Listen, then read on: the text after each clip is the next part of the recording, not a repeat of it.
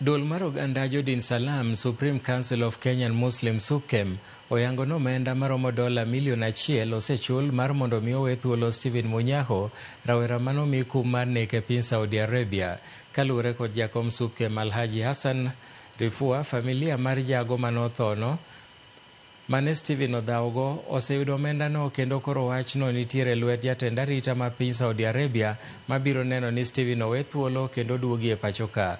Stephen Munyako osebedo e jela e piny Saudi Arabia kuom higni 13.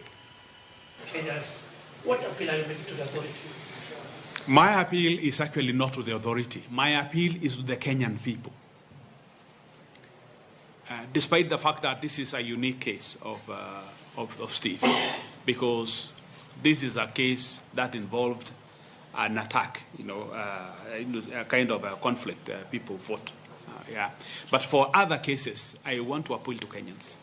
When we travel to foreign countries, let us try all what is humanly possible to be law-abiding citizens. Because our administrative system, our legal system here only operates within the boundaries of the Republic. You cannot, there is no way, it's going to be very difficult for Kenya to stand up for you in a foreign country. You actually, whenever anything happens to you, you are alone in that case. I just want to appeal to Kenyans.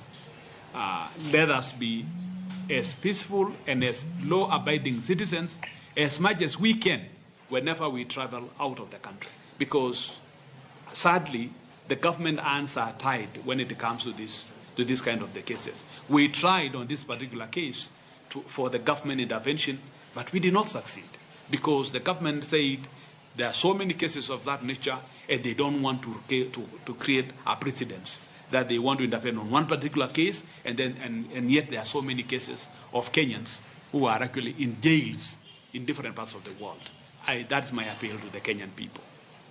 Thank you.